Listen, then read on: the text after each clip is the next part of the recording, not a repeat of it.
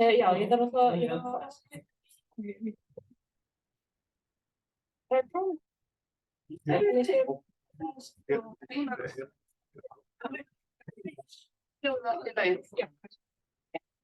Báðum mætarnir kveikt á þessu líka. Já, það er búið klárt þegar fólk kemur upp. Þeir eru á Sömuleiðis, þetta minn. Heyrðu, við erum með svo mikið lag hérna. Vissi þetta hér? Já, ég er svo líka á.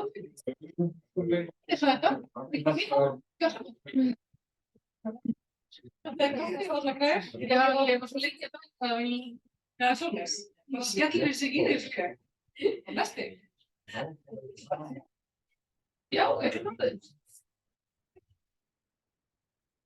Ég var fyrst ekki með.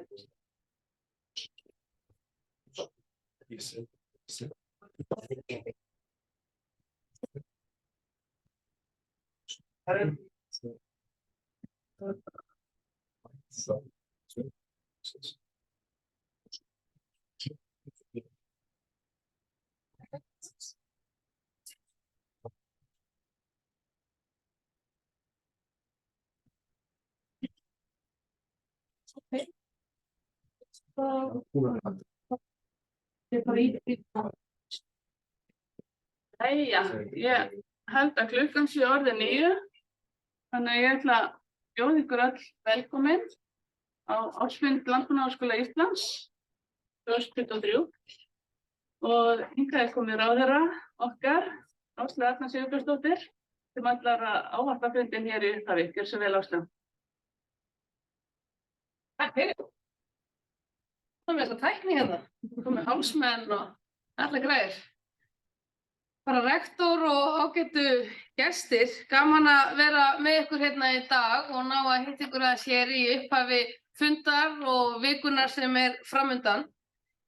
Ég myndi nú kannski bara fá að segja það að mér finnst núna ýmsir vindar blása með og í segl Landbúnaðarháskólans og gríðarlega mörg tækifæri framundan eins og við höfum svo sem áður rætt að séu framundan fyrir skólann og þær áherslur sem hann hefur sett fram. Og frá árinu allavega 2021 höfum við reynt að setja á dagskrá að efla innviði skólans og hvort sem það er nauðsynleg aðstaða til fjölbreyttrar tilraunastarfsemi á sviði jarðræktar eða aðra innviði. En við vitum auðvitað hver sagan er á bak við það að jarðræktartilraunir höfðu til langs tíma verið framkvæmdar á Korpu og svo eru auðvitað áform borgarlínu á þessu svæði og breytt landnotkun og við keyptum jörðina Miðfossa líka sem skólinn hafði auðvitað haft á leigu áður en ég tel að það hafi verið mikilvæg ákvörðun til að styrkja innviði og getu skólans til að standa að fjölbreyttri starfsemi hvort sem litið er til jarðræktartilrauna eða hrossa.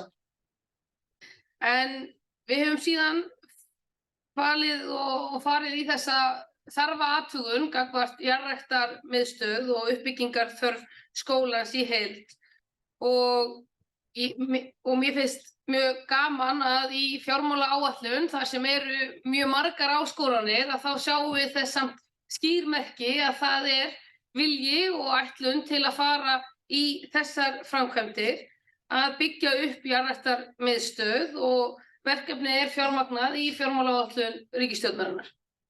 En að verkefninu koma auðvitað líka 2 ráðuneyti og aðkoma matvælaráðuneytisins var mikilvæg. En eins og þið vitið flest að þá hef ég líka lagt ríka áherslu á aukið samstarf háskóla. Að skólarnir efli sig með auknu samstarfi, starfi betur og meira saman til þess að ná meiri árangri og bjóða upp á öflugt nám allt land. Og í minnisblaðinu þessa uppbyggingu á framtíðar húsnæði fyrir Landbúnaðarháskólans að þá segir meðal annars að aðstæðan skapi jafnframt nýja möguleika á samstarfi námsframboð og sameiginlega áfanga innanlands með erlendum samstarfsaðilum með fjölgun nemenda í framhaldsnámi og auknum tengslum milli búvísinda og annarra raunvísindagreina.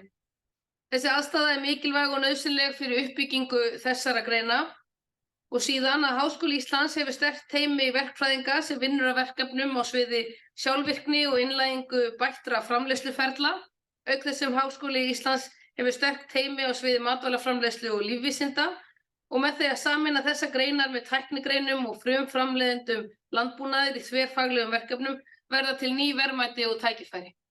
Og að hugsa svona ekkert annað en nýsköpun í háskólastarfi og að sjá fyrir sér hvernig áskoranir samfélagsins okkar að þróast og hvernig við ætlum að mæta þeim með sterku og öflugu háskóla- og rannsóknastarfi og þróun og þess vegna finnst mér þessi orð mjög mikilvæg og sýna mikla framsýni og eru mikilvæg í þróun fyrir háskólastarf skólans og á Íslandi í heild. Og við sjáum fyrir okkur að ef það verði ekki einhverjar ófyrirséðar tafir á verkefninu, má gera ráð fyrir því að verklok við byggingu jarðræktarmiðstöðvar verði í lok árs 2026. Og þetta hljóta að vera ánægjulegar fréttir fyrir bæði skólann sem og bara framtíðaráform og sýnina að hafa þetta núna svona skjalfest til þess að geta farið í meiri uppbyggingu, fjölga nemendum og aukið samstarf við aðra háskóla. Og ég þarf auðvitað ekki að fara í löngum orðum hér fyrir framan ykkur, sérfræðingana, hversu mikilvæg innlend matvælaframleiðsla er.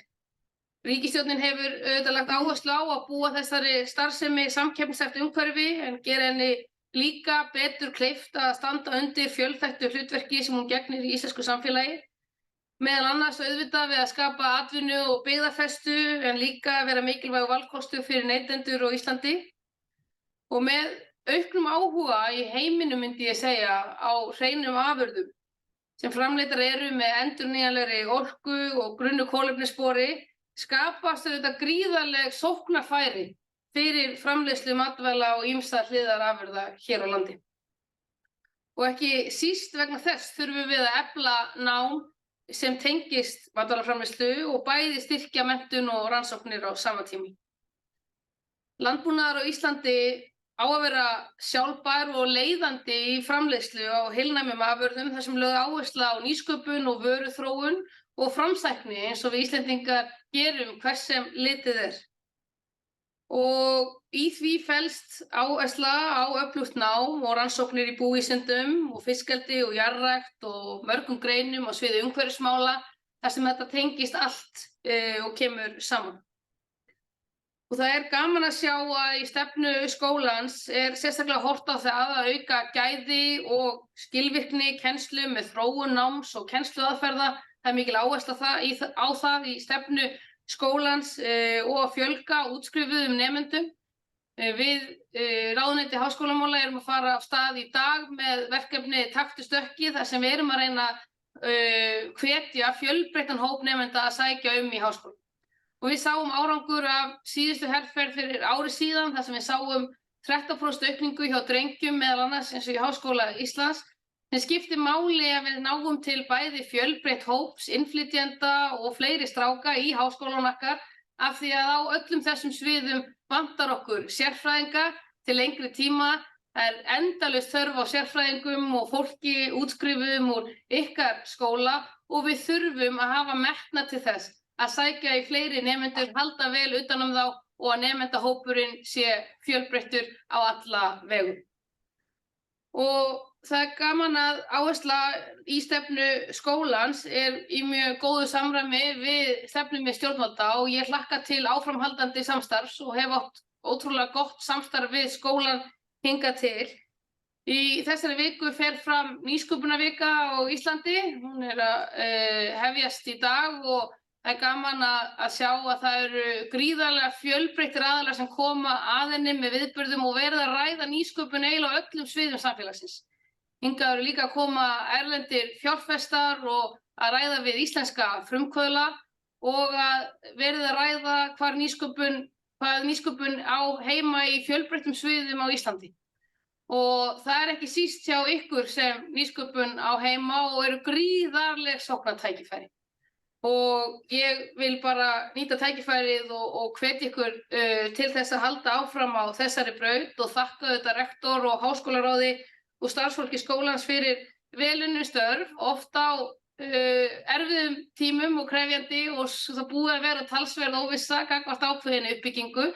En eins og ég sagði í upphafi að þá finnst mér vindarnir blása í segl skólans og við skulum halda ótrauð áfram í þeirri stefnu og ég hlakka mikið til áframhaldandi samstarfs. Gangi ykkur vel í dag.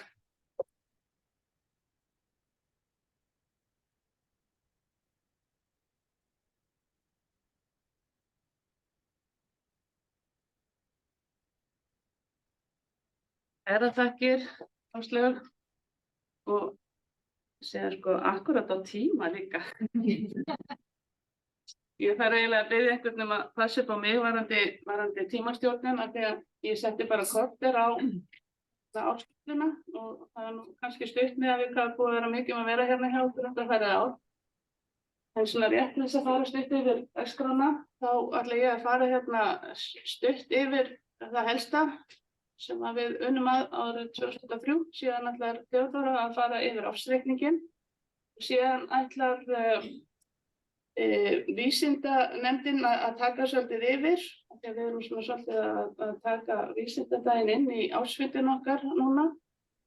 Þannig að Kristján ætlar að stýra svo seinni hlutanum, þar sem við erum með góðan gest frá Land og skógi, Hrefnu Jónsdóttur, sem ætlar að halda erindi fyrir okkur og síðan hver deild með erindi þar sem við erum með Danieli Stefano frá Skemmtun og hönnun og Jón Hjalta Eriksson frá ræktun og fæðu og síðan Súsanne Mökkel frá Náttúru og skógi sem reyndar kemur ekki til starfa formulega fyrir 1. september, þannig að þakka henni sérlega fyrir að koma hérna að vera með okkur í dag.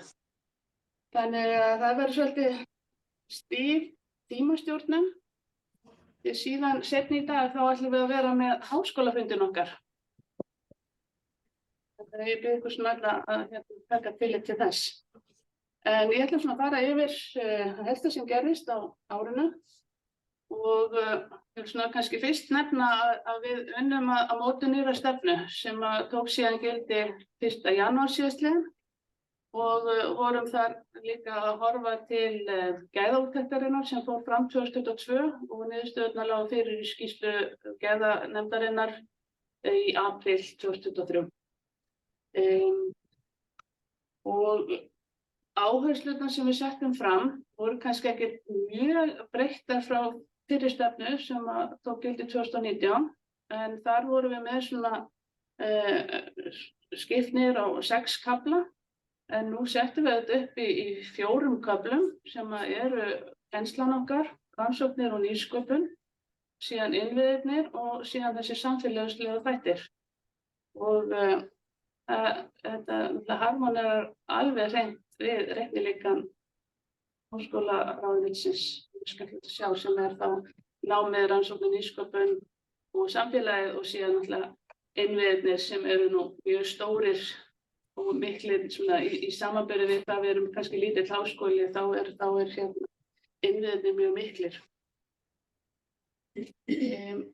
Það sem kannski breyttist einna helst milli fyrrverandi stefnu og svo þessara nýju að við erum að leggja meiri áherslu á gæði námsins og styðja við það að nemendur ljúki náminu sem að harmonera þá líka við hérna áherslu ráðuneytisins. Alþjóðastarfi líka, við erum setjum þarna fram meiri sókn í alþjóðlega sjóði og það svolítið svona skemmtilegt að horfa til þess að þegar við settum stefnuna 2019 þá eiginlega blekið varla þornað þegar rannsóknar, svona umsóknir og hérna peningar sem koma úr samkeppnissjóðum bara fara að vaxa. Og það eiginlega sama gerist núna, blekið varla þornað þegar við erum farin að sækja fram í Evrópusjóði og aðra norræna sjóði bara strax í byrjun árs janúar, febrúar. Þannig að við sendum frá okkur með fjölda umsókna í Evrópusjóðina núna í febrúar. Nú náttúruvernd og loftslagsmál vildi fólk svona lyfta, væri meiri sýnileiki í stefnunni. Eins jafnréttismálin, að það væri sem ekki verið að setja út á að þau væri eitthvað ólægi hjá okkur, heldur vildi fólk bara að væri sýnilegri í stefnin okkar. Og síðan náttúrulega sjálfsögðu þetta að nemendur og starfsfólk væri að taka virkan þátt og væri svona eigendur af því sem við værum að gera. Þannig að þetta svona kannski það helsta sem að svona varð áherslubreyting í nýrri stefnu. Aðeins bara sýna ykkur reiknilíkanið sem að ráðuneytið hefur sett fram og mun ábyggilega taka einhverjum breytingum og vera svona á mótast á næstunni og það voru gerðar athugasemdir til dæmis varðandi húsnæði og kannski samfélagslega þáttina það þyrfti að vera svona meiri svona rekjanleiki eða sýnilegra hvernig þetta væri allt reiknað. En kennslan og rannsóknirnar, það eiginlega mjög skýrt og fáir þættir þar sem liggja til grundvallar. Og það harmonerar mjög vel við það sem við erum að leggja áherslu á, að við viljum fá fleiri nemendur, við viljum að þeir útskrifist í tíma og síðan rannsóknirnar, að við erum að taka inn fleiri erlenda styrki, við erum að brautskrá fleiri doktorsnema og þar með verða birtingarnar fleiri. Samstarfssjóður háskólanna, þar hefur verið úthlutað tvisvar. Fyrst var auglýst í lok árs 2022 og síðan í lok árs 2023. Og þessi verkefni eru nú meira og minna öll í gangi ennþá. Tökum þátt í 9 verkefnum sem hófust í fyrri hlutanum, leiðum 2 þeirra. Annars vegar er verið að efla skipulagsfræðina og Harpa Stefánsdóttir stýrir því verkefni og það er unnið í samstarfi við Háskóla Íslands, Háskólann í Reykjavík og Listaháskóla Íslands. Og síðan er það líka fyrsti doktorsneminn okkar í framleiðslu á nýjum prótínum. Þannig að við erum búin að koma hér upp skordýrarækt í gamla búfræðahúsinu bakvið, þar sem voru kannski bara önnur dýr hér á fyrri árum. Og síðan í seinni hlutanum þar eru aðallega 7 verkefnum á leiðum 1. Og það er hann Emmanuel sem leiðir verkefni GIS og fjarkönnun með þá Háskóla Íslands aftur, Háskólasetur Vestfjarða og Landmælingu Íslands. Unigreen samstarfsnetið undir stjórn Kristjáns hefur farið ofboðslega vel af stað og mikill hugur í gangi og rektor allra skólanna standa þarna þétt að baki og það er greinilega mjög sterkt teymi sem hefur unnið að þessu alveg frá upphafi og fjöldi verkefna sem eru annaðhvort komin á eða eru svona að fara af stað. Og mér langar til að nefna bara að núna daginn þá vorum við að skrifa undir samstarf 5 af þessum háskólum doktorsnám og þá náttúrulega eykst breiddin og bæði þekkingin og eins aðstæðan sem stendur þá doktorsnámum til boða. Og síðan erum við nú á leiðinni á miðvikudaginn nokkur til Póllands þar sem við ætlum að hitta félaga okkar í Varsjárháskólanum og ræða hvort að það sé grundvöllur fyrir því að fara í samstarf dýralæknanám. Þannig að það er svona heilmikið og líka fjöldi af nýjum rannsóknarverkefnum sem eru þarna í burðarliðnum. Arctic, þar eru við líka mjög virk og sérstaklega skemmtilegt að við leiðum þarna 2 thematic network, annars vegar Ísabel með Hettibori networkið og síðan Kafla með ríkið. Þannig að það er náttúrulega mjög flott að eiga þarna svona leiðandi aðila í 2 thematic network þar. Nú ICA-samstarfið, ég hef verið mjög dugleg og sótt alla fundina síðan ég byrjaði árlega fundi rektora evrópsku háskólanna á sviði lífvísinda og landbúnaðar. Við tókum í fyrsta sinn þátt í BISKI sem er svona nýsköpunarkeppni nemenda og tökum aftur þátt í ár og síðan líka í fyrsta skipti í fyrra tókum þátt í BioBlitz sem er verið að mæla svona líffræðilegan fjölbreytileika og tökum þar öll skólastigin með okkur alveg niður í leikskólan á Hvanneyri sem tekur þátt í þessu með okkur. Nova, þar eru við með formennsku núna, tókum við henni núna í júní í fyrra og til 3 ára. Það er mikill heiður fyrir okkur og það standi undir því en þarna erum við sem sagt þá með sameiginlegt doktorsnám milli þessara skóla og í fyrra tókst okkur að fá Danmörku aftur inn. Þetta hafði svona legið aðeins niðri og er svona svolítið á uppleið aftur. Tengt þessu er síðan BOVA-samstarf sem er með svipað net en er að leggja meira áherslu á meistaranám en þar eigum við líka aðkomu að og áttum fundi í fyrra með rektornum í Íslandi sem stýrir BOVA-samstarfinu núna. Þannig að við erum svona ansi alþjóðleg, einhvern tímann töldum við saman ef við værum með 15 starfsmenn, ef við værum að telja svona alla sem væru á launaskrá hjá okkur, 25 starfsmenn frá 15 löndum. Og Kristján sagði mér daginn að þetta væri úreltar tölur og væri orðnar hærri. Þannig ég selði ekki dýra en ekki. En mikill svona áhugi sem við finnum frá erlendum stúdentum sem vilja koma og vera hérna hjá okkur og það í raun og veru bara takmarkandi hvað við getum tekið mikið frá af húsnæði og nemendagörðunum okkar. Erlendir nemendur í framhaldsnámi eru líka svona kannski meiri hlutin sem í doktorsnámi og jafnvel meistaranámi erlendir nemendur. Og síðan við fjölgað líka í landgræðsluskólanum þar sem við höfum verið með 23 nemendur núna í ár og í fyrra í grunnnáminu, þess diplómanáminu og 4 búin að vera núna í meistaranámi.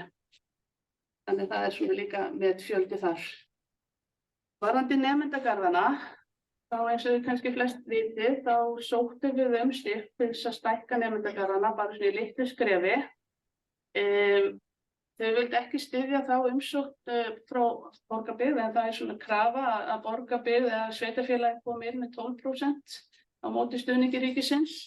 Hins vegar leið og það var eiginlega frá, þá kom Borgarbyggð og bankaði upp á og vildi endilega vinna þetta áfram með okkur bara svona svolítið á öðrum forsendum.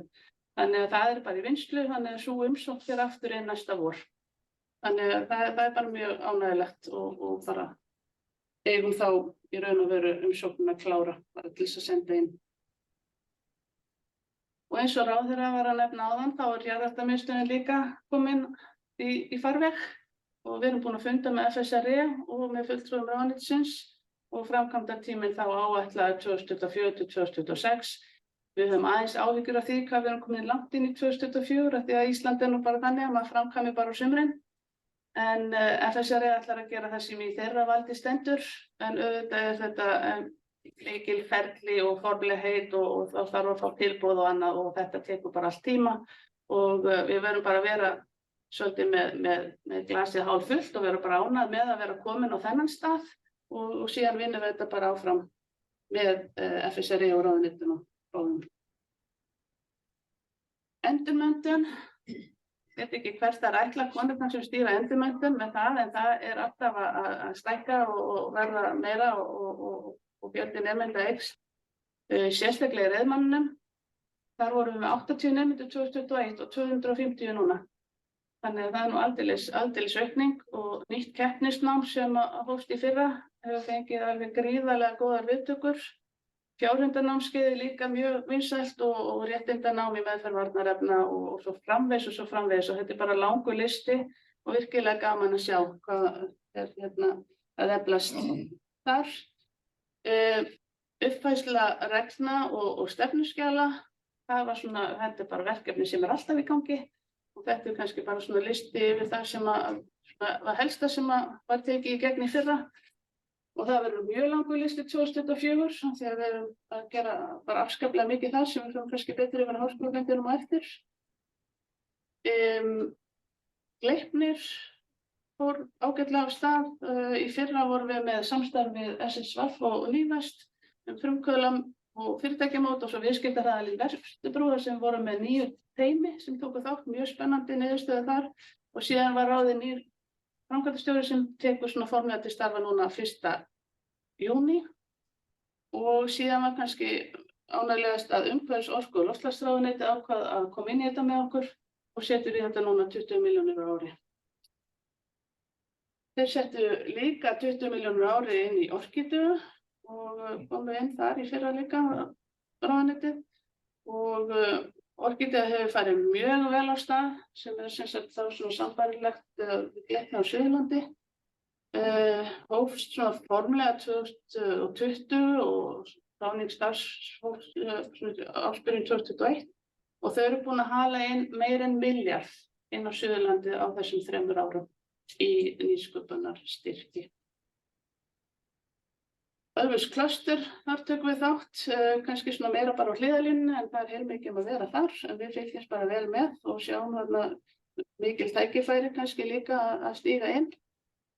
Nývest sem svona regnhlíf yfir allt sem að gerast á Vesturlandi og sem ég nefndi áðan tók þátt í Vesturbrú með okkur ásamt SSVF og síðan þörungar og annað lagareldi þar sem við erum stofnaðilar í Þörís, við tökum þátt í nýsköpunarverkefni með Breiðinni Við tökum þátt í samstarfsverkefni með Háskólanum í Lagareldi, með Háskólanum á Hólum og svo höfum við verið með svona ýmsar umsóknir til Horizon, ný prótín og fleira.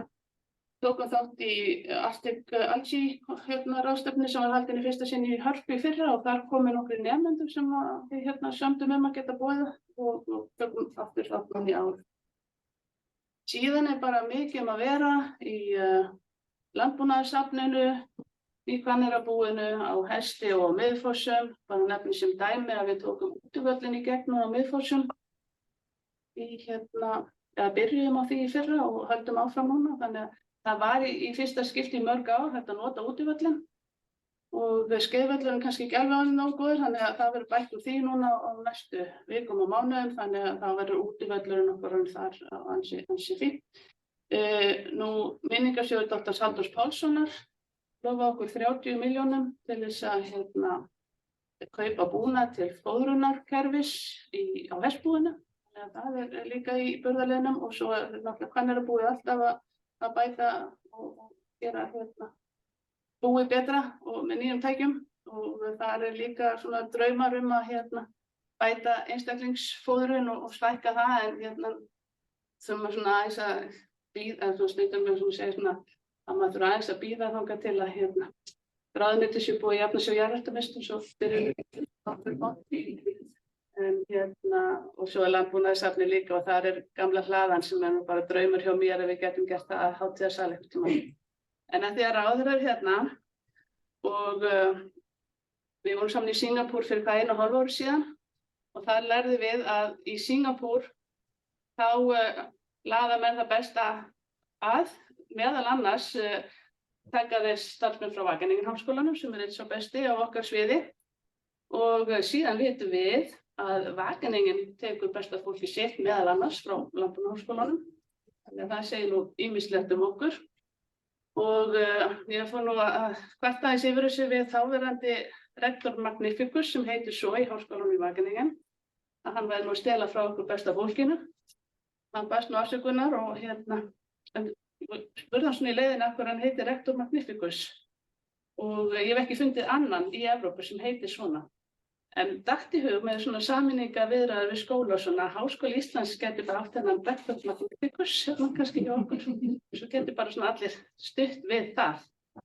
En gleymdi aðeins, ég veit ekki hvort sú glæra datt út hjá mér eða hvað, en mér langar bara til að nefna nýja meistaranáma okkar í lokin með Restoration Ecology sem fór fyrst á stað núna í síðastliðið haust og bara fengið góðar undirtektir. Þannig að bara ein glæra sem hefur dottið út hjá mér prófdrauminn okkar. Þannig að þetta var nú það sem ég vildi segja, en ég vildi biðja Ted að koma kannski upp og fara yfir rektoryfirlit okkar.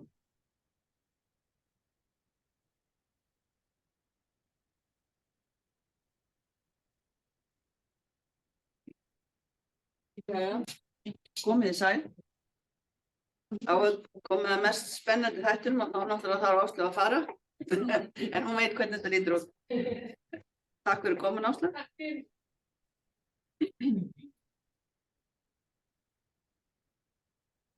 En til þess að við getum gert allt þetta sem hún Ragnheiður talaði og eitthvað, þá þurfum við að fara vel með og á stóru heimili. Þá þarf að líta í öll horn og ég held að okkur hefur tekist ágætlega.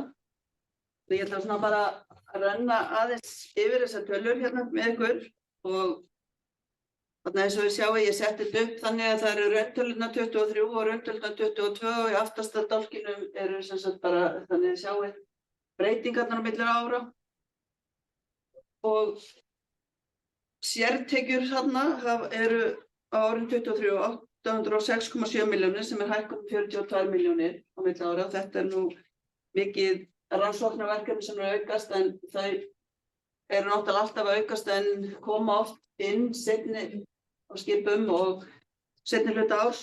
Þannig að það alltaf fært svolítið á milli ára því að sum verkefni sem eru komnir styrkir inn og þau byrja kannski ekki fyrir næsta ári þannig við erum að reyna að tekjur og gjöld komi á sömu tímabilum. Síðan eru þessar aðrar rekstratekjur sem eru að samanstanda lóðarleigu, veiðiréttartekjum, innritunargjöldum. En innritunargjöldin hækkuðu 7,8 milljónir úr 24,5 upp í 32,3 sem náttúrulega bara aukning á nemendum. Tekjurnar samtals, ég setti það bara þarna neðst til þess að ég sæju, það eru 857 á móti 803 á síðast ári. Síðan eru launin, þau hækka 35,1 eru 1119,4 milljónir á móti 1.084 árum 22. Ég var ekki búin að finna út hvað stöðugildi voru 23, en þau eru liðlega 90, þau voru réttlega 91 eitthvað árinu 22, það var haldist svipuð tala. Síðan ferðakostnaðurinn, hann var 110 milljónir á móti 91, það hækkun upp á 18,5 milljónir sem eru helgast nú helst af því að það eru aukning í ferðum erlendis. Við erum að ná upp aftur eftir COVID, en síðan náttúrulega bara mikið aukið samstarf í erlendum rannsóknarverkefnum. En þessi kostnaður eru að mestu greiddur af rannsóknarstyrkjum og annað. Það er sáralítið sem við fer af ríkisframlagi í ferðakostnað. Þannig að svo því sé nú haldið til haga. Rekstrarvörurnar 106,6 og það lækkun upp á 7,5 milljónir. Og þar eru inn í þessum lið eru svona bara allar þessi almennu rekstrarvörur, bækur, ritföng, matvörur, garðyrkjuvörur, rannsóknarvörur, vörur til landbúnaðar, ýmis kennsluverkefni, verkfæri, smá varahlutir, vinnufatnaður. Þetta svona bara, þessi rokkar ekkert rosalega mikið sem betur fer, hann frekar stöðugur. Síðan aðgeta þjónustan. Hún 284,4 sem lækkun upp á 62,6 milljónir. Þessi liður rokkar líka svolítið á milli ára. Þarna stór hluti samstarfsverkefni ríkisstofnunum í rannsóknarverkefnum og þau eru svona pínlítið misjöfn á milli ára. Það eru þarna stór verkefni inni sem eru með Hafró og HÍ og eitthvað og það svona aðeins misjafnt á milli ára hvernig það er. Og svo einnig inn í þessu líka stundakennsla sem fer undir hannanlið. Síðan séum við húsnæðið. Húsnæðisstátturinn eru gífurlega stór liður í okkar rekstri eins og við sjáum við erum með mikið af húsnæði út allt. Þessi liður upp á 393,3 milljónir sem hækkun 100 milljónir. En sá liður skýrist mest af því að árinu 22 var verið að leiðrétta 90, eiginlega bara næstu þessu tölu, 99 milljónir sem hafði verið út af reykjum, út af framkvæmdum á reykjum. Ég fór yfir þetta í fyrra. Þannig að þessi tala núna meira raunhæf heldur en talan 22. Hún var eiginlega ekki raunhæf, af því að það færðist frá okkur yfir til ráðuneytisins, þannig að það sem var búið að gjaldfara hjá okkur á árinu 20 og 21, þannig að þetta var svona, þetta ekki raunhæfur samanburður. 110 milljónir 393 milljónir eru svona raunhæfari tala. Síðan eru bifreiðar og vélar sem eru 15,8 milljónir og það lækkun upp á 1,1 milljón. Við höfum verið að reyna að fjölga rafmagnsbílunum og hefur það skilað sér í svona bættum rekstri. En þessi liður hefur verið bara frekar stabilt í gegnum árið. Núna hann að skríða niður og þessu ári ætlum við til dæmis að skipta, erum búin að fá samþykkt tilboð í 3 rafmagnsbíla, ætlum að skipta út þarna díselbílum 3 sem við vonumst til þess að þessi liður fari ekki hækkandi. Síðan þarna liður sem heitir rekstrakostnaður sem eru 68,9 milljónir sem hækkun 3,5 milljónir. Þetta eru opinber gjöld og skattar, afskriftir, tilfærslur, þetta bara svona safnliður. Síðan það framlag ríkissjóðs sem 13,9 milljónir hækkunum 6,6 milljónir. Þetta líka bara, þetta höfum við ekkert að segja. Það bara Áslaug sem stýrir þessu. Nei. Þannig við sjáum hérna að rekstrarafkoman 67,5 milljónir í plús sem kemur sér vel núna að við höfum farið vel með vegna þess að þetta hjálpar okkur gífurlega að koma jarðrækta, við fáum að nota þessar tölur inn í jarðræktarmiðstöðin á þessu ári. Það flýtti fyrir að það yrði framkvæmdir í ár, þannig að það er gott að fara vel með. Ég veit ekki hvort það á nokkuð verið að þreyta okkur meira á þessu. Við bara stöndum okkur ótrúlega vel og allir samtaka í því. Bara takk kærlega fyrir.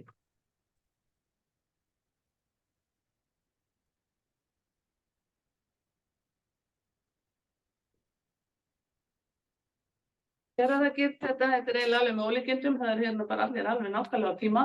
Þannig ég ætla eiginlega bara að færa þá hundin í hendurnar á Kristján og hann ætlar að stýra seinni hlutann. Mætti kannski stinga það því að fóra ekki svo fínu kaffi á milli ekki.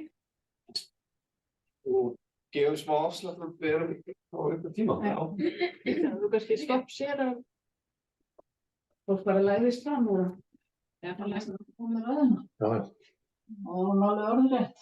Kaffi og veitingu.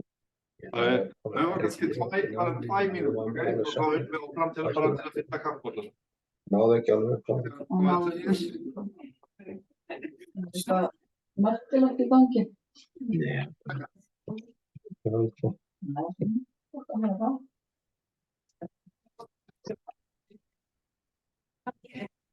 Það er bara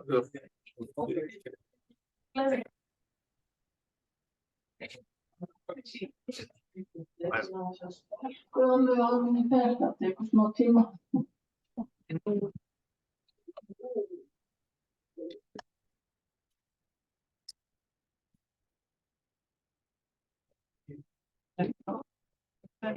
Já. Ja.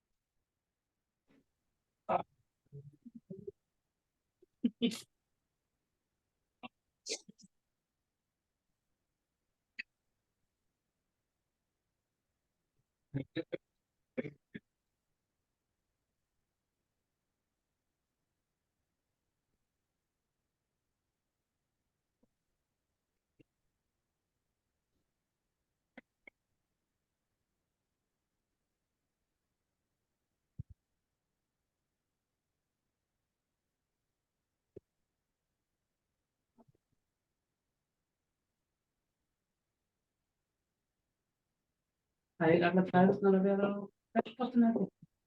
Það hinum. Hinum.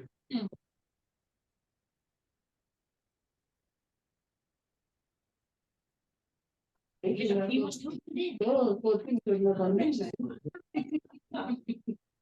Ég skal vera ákveðið. Sjálfna. Já. Það er ekki að vera. Jæja. Þá höldum við áfram and thanks for the guests online for your patience. Hope you had the chance to get some coffee as well. Welcome to the Science Day. I'm speaking here on behalf of the Science Committee. And as you know, since it's the 4th year now that since we started the Science Days, which means in every term we had like a meeting, like the presentations of the science day from each faculty, and each faculty had the opportunity to present the latest research, and it was like a platform that we use for exchanging in between the faculties. Let's see how this will continue in the future. Very short from my time, I'm very happy when we took all the numbers, the statistics for the last year, 23. You see again, and that's I'm very happy to see that, of course, that we again went up around 10-15% with the external funds and grants that we brought to Landbúnaðarháskólinn. And the last year was like 390 million Icelandic kroner. So this is quite a number for us, at least, that we achieved. And we have published 62 peer-reviewed articles, papers last year, which is really in line with the strategy that we set up. So thank you very much, and til hamingju with the achievement. I'm very happy to have 4 little presentations today, and we will have around 20 minutes every presentation. I will follow the time. That's what I'm here for. We will start with our guests from Land and Skógar. Jóhannesdóttir is here. She's a skógarbóndi, like a forest grower, which you translated like this. And she will talk about það vex sem af hlut. You have to translate this, of course, to English. Sorry. Hrefna will present in Icelandic. And then the other, that's why I'm speaking English now, the other presentations, of course, will be presented in English. So, Hrefna, gjörðu svo vel, og takk fyrir.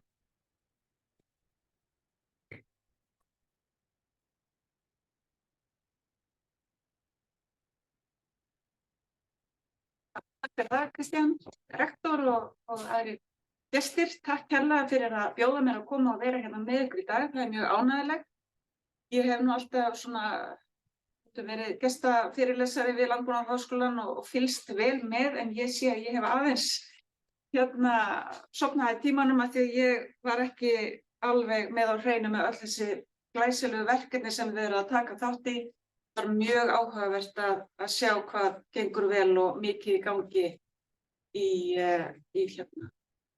Landbúnaðarháskólanum, og titill míns erindis á greinilega ekkert síður við ykkur en það sem ég er að gera. Það vex sem að hlúð. Ef maður sinnir hlutinu vel, þá ná þeir að dafna og blómstra. Ég hlakka til að fylgjast áfram með ykkur. Bjarni bað mig að koma og segja frá lífi skógarbóndans. Ég tók það bara mjög bókstaflega og mitt erindi verður þannig í dag. Fyrst og fremst ætla ég að segja ykkur frá því hvað við skógarbændur erum að gera, hvað við erum búin að vera að gera og svona hvað helstu áskoranir.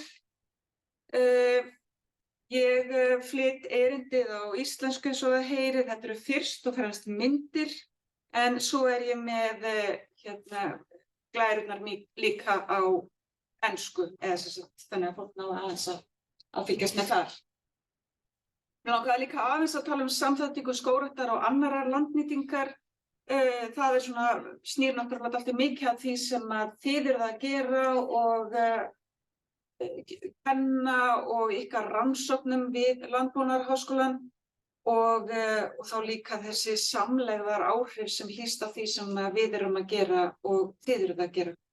Nú, ég er skógarbóndi, ég útskrifaði sem skógfræðingur árið 2000, þá var nú ekki byrjað að kenna skógrækt á Hvanneyri, þannig ég lærði í Noregi og er núna sviðsstjóri á sviði sem heitir ræktun og nytjar hjá landi og skógi, og okkar stærsta verkefni er skógrækt á lögbýlum, bændaskógræktin, en ég er hér bara sem einstaklingur og segi ykkur frá því sem ég er að gera sem skógarbóndi.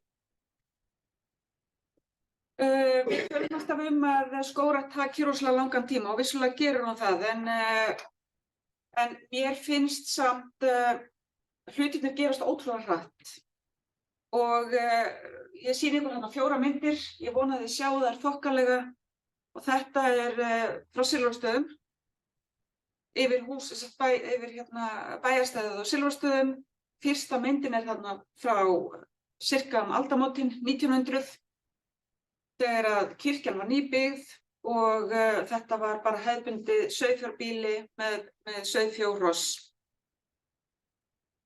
Svo kemur næsta mynd, svarthvíta, 1950 þegar að íbúðarhúsið núverandi var byggt og svo árið 2000 þá var þarna komin vísir að þessari skógrækt sem núna á Silfrastöðum.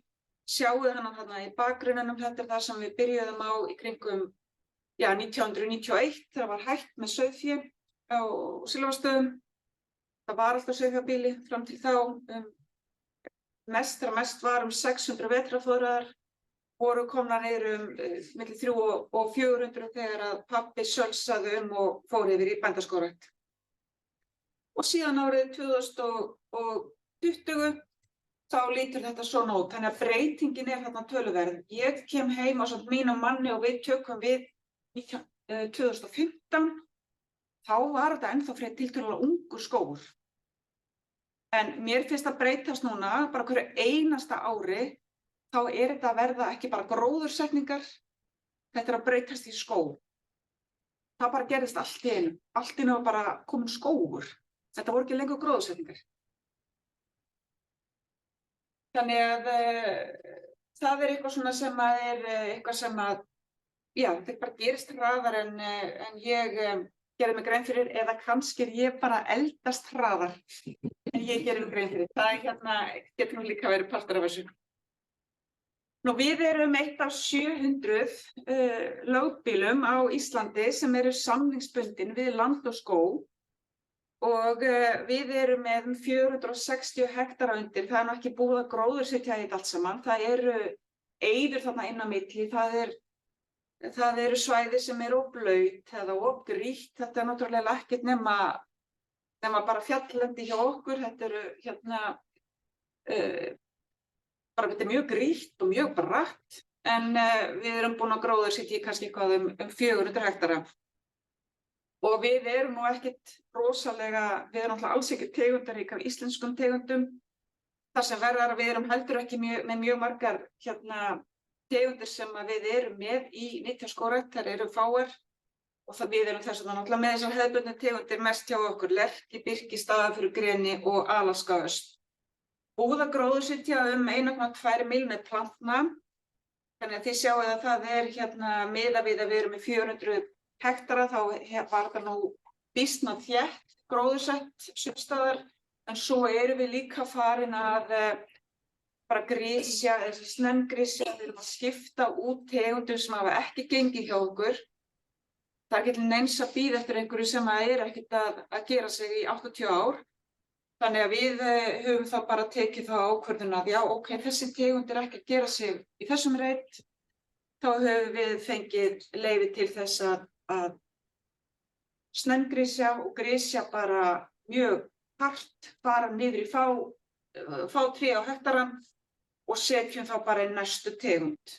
Og það mjög gaman að fylgjast með því hvernig næsta tegund, sem sagt kynslóðurinn númer 2, eftir þegar við skiptum út tegundinni, hvað það gengur miklu betur en þegar við komum inn og að gróðursetja í fyrsta skipti. Þannig að það gefur fögur fyrirheit framtíðina, finnst mér, og bara hvað þær vaxa vel og dafna vel hjá okkur þær tegundir. Nú, milljónasta plantan var gróðursett í júní 2009 og þarna tekið mynd af því tilefni. Þetta pabbi Jóhannes og hans kona Þóra sem gróðursettu þetta tré af því tilefni. Mér langaði svona kannski bara aðeins að renna yfir þennan helsta lærdóm sem við höfum lært núna frá því að við byrjuðum. Og það sumt sem ekki bara við okkur, það á við líka það sem þið eruð að gera. Það náttúrulega afar mikilvægt að koma upp skjóli. Það eitthvað sem bara skiptir meginmáli fyrir okkur. Við Grenið sem þið sjáu þarna á myndinni til vinstri, já reynda náttúrulega þar sem að Jóhann stendur líka. Þetta eru plöntur 3 árum eftir gróðursetningu og 5 árum eftir gróðursetningu, þetta sem að Jóhann stendur við hliðina á. Vanalega höfum við verið að bíða í kannski 15 ár eftir að plönturnar eru komnar í hnjáhæð og loksins byrja að vaxa þá, grenið. Greninu líður rosalega vel inn í skjóli. Það vill hafa hérna eitthvað yfir sér og skjól, þannig að já, mikilvægt að koma skjóli. Ég var aðeins búin að fara yfir þetta, hlutinni gerast hraðar en maður heldur. Við byrjuðum þegar við tókum við 2015 með fjórhjól og litla kerru og núna er þetta orðið svo þungt að við erum bara í mestu vandræðum með að burðast með stokkana og erum komin með bara dráttarvél og timburflutningavagn og þurfum að nýta okkur alla þá aðstoð sem við getum fengið til þess að hantera þessa stokka. Þetta er orðið of þungt til þess að vera taka einn og einn stokk í fangið.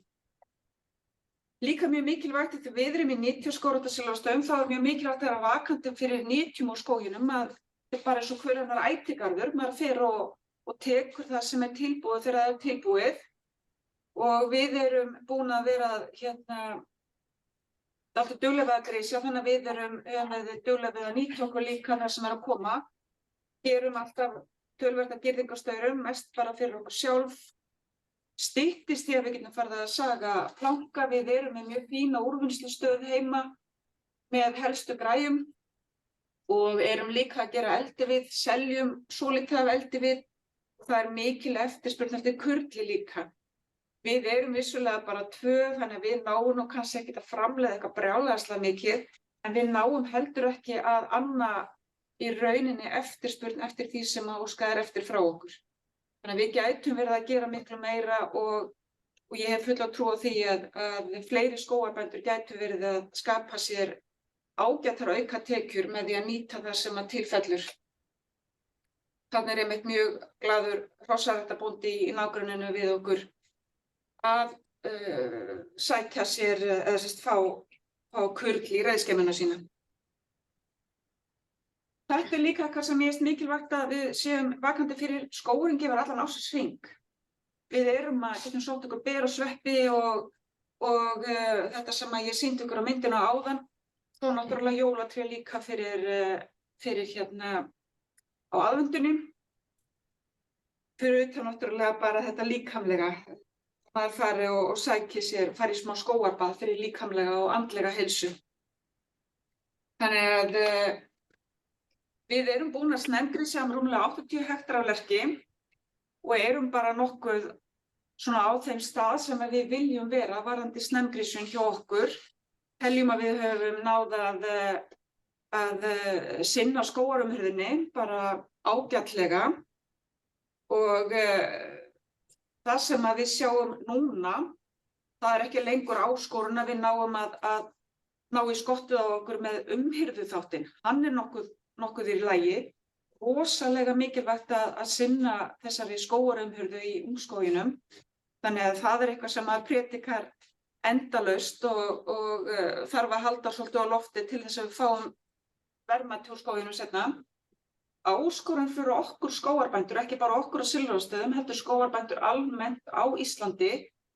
Það er vegakerfið, það er þessi infrastruktúrin í skóginum að við getum nálgast timbrið þegar það verður tilbúið, komið því út úr skóginum og það er nú ekki bara að vera með nógu góða slóða til þess. Það þarf að hafa svolítið fyrir því og síðan líka þess að þróun, úrvinnslu og sölu viðarafurða. Það verður alltaf til áskorun fyrir okkur líka komandi árum. Nú samþætting við aðra landnotkun, þetta er mjög mikilvægt að hafa þetta í huga, bara hvernig við getum nýtt það sem við erum að gera með skógana og skjólbeltin, þannig að þeir hámarki þá líka aðra ræktun og það er ýmislegt sem við getum bara unnið meira saman með, til dæmis eins og með beitarskóga. Ég langar bara að nefna það sem eitt dæmi og við erum með dæmi skógarbændur núna sem eru komnir á þann stað þar sem að ég nefndi við ykkur áðan, þegar ég fer inn, grisja mikið það er einhver skógur, það er einhver gróðursetning sem er ekki svo ég vil hafa hana. Ég fer inn á grisjana hart, kem inn með aðra tegund, trjátegund. En það er ekkert víst að allir skógarbændur vilji gera þetta. Það getur vel verið að sumir vilji bara hreinlega fara inn, opna skógana og gera úr því beitarskóg. Þannig að það fer svolítið bara eftir markmiðinu hverju sinni og verður að skoðast vel. En þarna sjáum við bara svona þessa mynd, samþættingu við aðra landnotkun, að við reynum að vera svolítið vakandi fyrir því hvað við erum að gera, hvað við hjá Land og skógi eða við skógarbændur erum að gera, miðað við aðra sem eru í, þessum hefðbundna landbúnaði sem maður hefur alltaf kallað það. Helst stærsta breytan er kannski í rauninni hvaða ávinning maður sér fyrir sér, hvaða ávinning sér landeigandinn fyrir sér, eftir hverju er hann að sækjast og líka hvaða aðstæður hefur hann til þess að fara í eitthvað. Við tökum alltaf töluvert á móti fólki í Silfrastaðaskóg á hverju einasta ári, það er alltaf mjög gaman og bara ég býð alla velkomna sem að vilja koma til okkar, hvort sem að það eru einstaklingar eða hópar sem að eiga leiðum. En ég verð að segja það að ánægjulegustu heimsóknirnar, ég er ekkert að segja það hér til þess að smjaðra fyrir ykkur, þetta bara kemur frá hjartanu. Ánægjulegustu heimsóknirnar eru þegar nemendurnir úr Landbúnaðarháskólanum koma til okkar. Bjarni kemur alltaf með hópinn sinn úr ferðinni sinni, Skógar Íslands, hefur komið til okkar alltaf annað hvert ár, það er alveg frábærar ferðir, takk fyrir það Bjarni. Og síðan var líka rosalega ánægjulegt að fá búfræðinemana. Þegar Sigga Bjarna var að kenna þeim þá komum við hjá okkur. Ég hef einhvern grun að þeir séu kannski farin einhvert annað núna búfræðinemarnir, ég vona það. Af því að það er nú kannski þessi hópur sem að mér finnst einna brýnast að koma til okkar, sjáu hvað við erum að gera og sjáu tækifærin í því sem við erum að gera, samhliða því sem að þau eru að gera. Upp á skjólið, upp á nytjarnar úr skóginum og allt þetta. Þannig að það finnst mér alveg rosalega spennandi að vekja svona augu þeirra, eða opna augu þeirra fyrir tækifærin sem felast hjá okkur. Þannig að ég tala bara sem skógarbóndi þegar ég segi við aukum gjarnan samstarfið við Landbúnaðarháskólann, það sem að eins og hægt er, en það er ég viss að við líka Land og skóg og ég geti alveg staðið hér og fullyrst það að við aukum gjarnan samstarfið eins og hægt er. Og ég ætla bara að enda þetta og ég hugsa ég sé nú örugglega að verða að tæpa á tíma. Það er gaman að lesa skýrslurnar sem að koma eftir heimsóknirnar. Þau skrifa alveg heljar langa skýrslu krakkarnir sem að fara úr Skógum Íslands ferðinni og úr skýrslunni sem að kom árið 2021 þá höfðu nemendurnir eftir okkur. Því miður var þetta ekki rétt haft eftir okkur því ég hefði svo gjarnan viljað það. 3 starfsmenn sinna Grisjun en Hrefna og Jóhanna var lagt upp með að þau séu líka í skógarhyggjunni á Silfrastöðum á föstudögum. Þannig að mér fannst þetta sérstaklega skemmtilegt. En mér langaði líka bara því að erindi mitt hér að vex sem af er hlúð.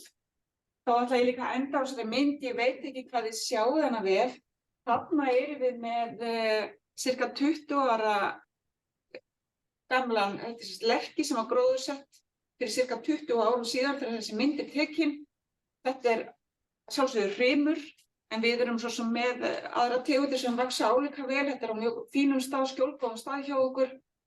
Og það skiptir rosalega miklu máli að við förum þarna inn og sinnum þessum skógi vel með snemgrisjun og uppfyrstun og búum til verðmæti fyrir framtíðina. Takk fyrir mig.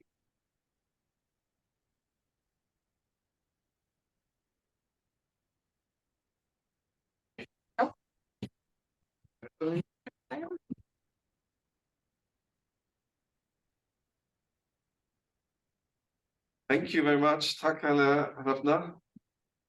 And you know, on Fridays there's no teaching in Kvandaný because the bar opens on Thursdays.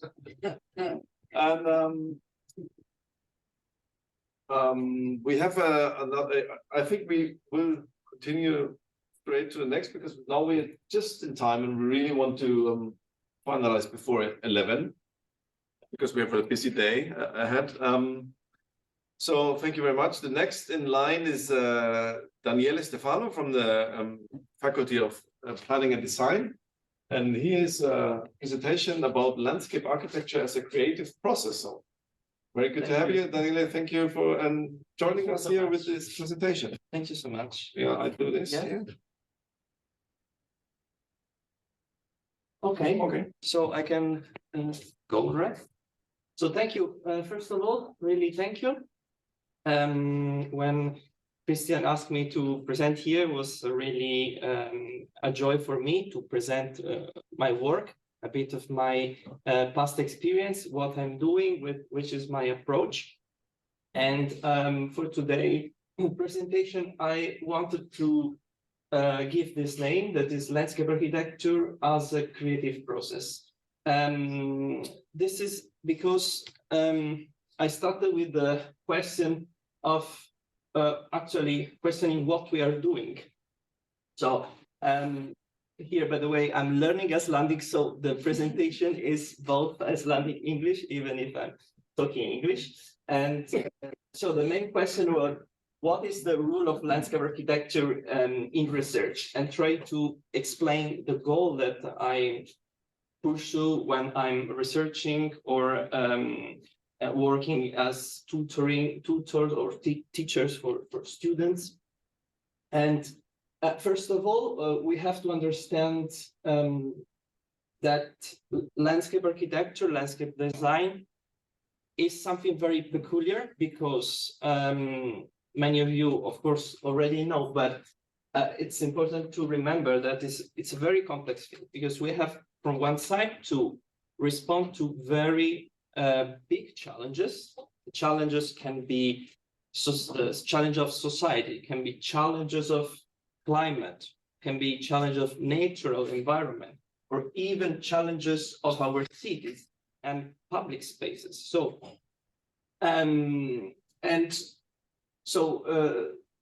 these are the challenges that we are trying to face as a landscape designer.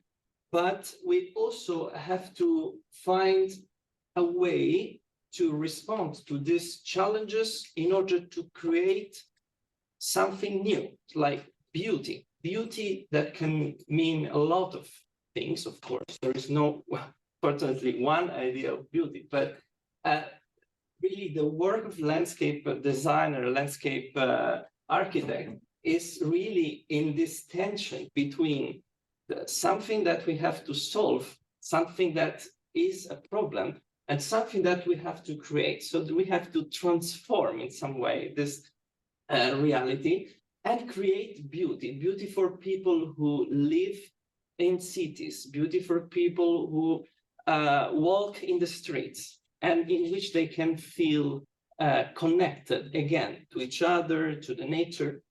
And so I was thinking with kind of connection is between these two big parts of our work.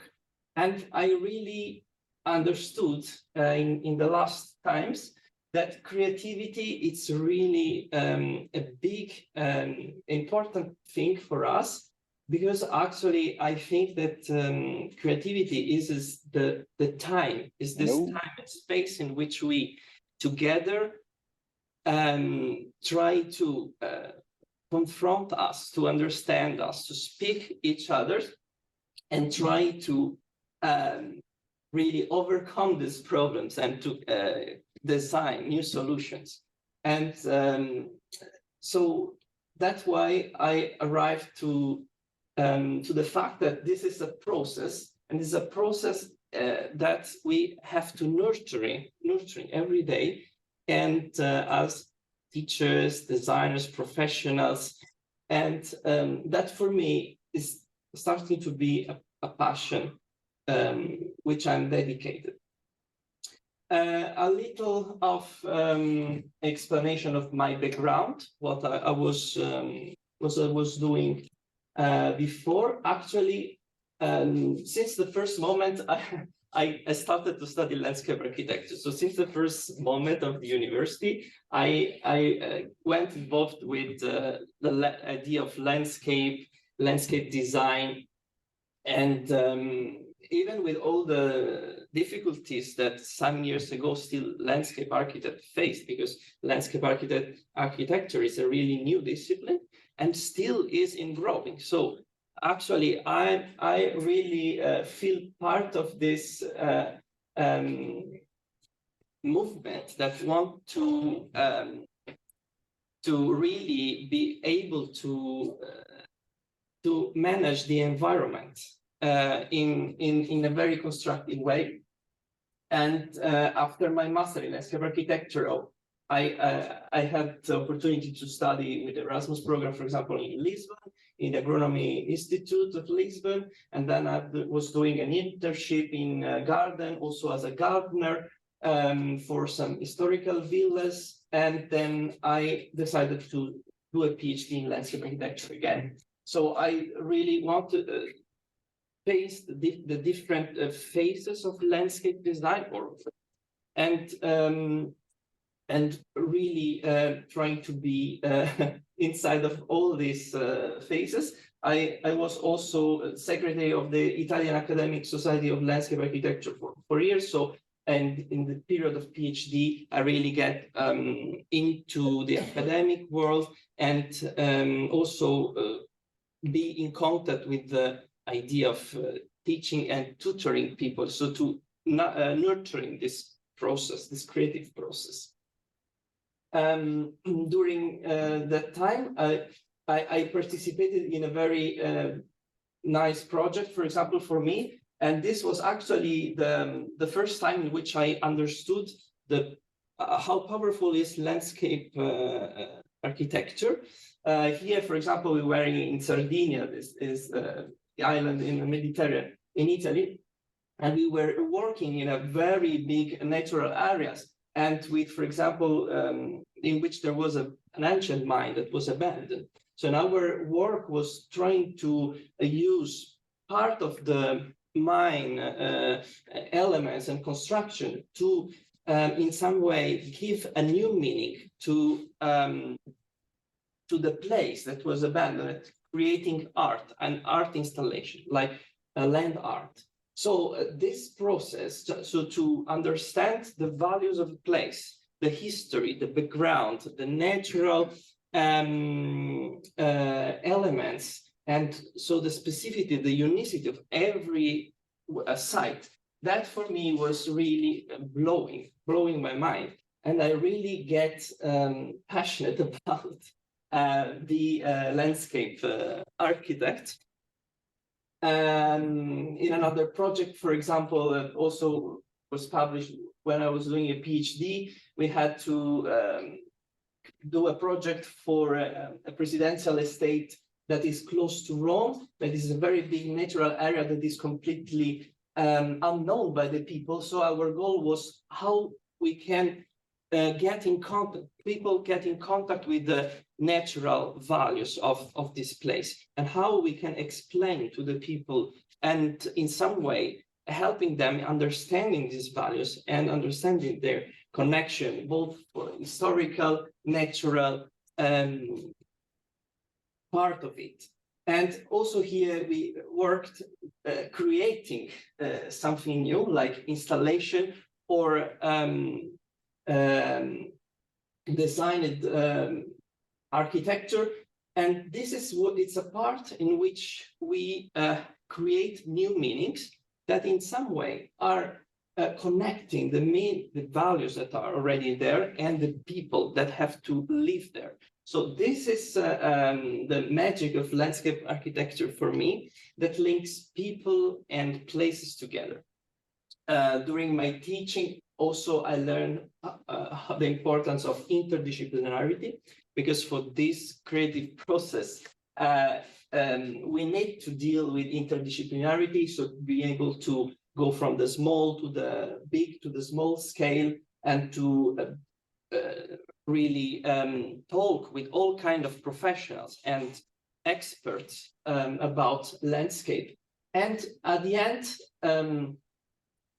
during my also teaching assistant activity, before I really could enjoy the tutoring people and be part of this process and understand them and how to shape the space, how to create new meanings and new connection with between natural and urban environment.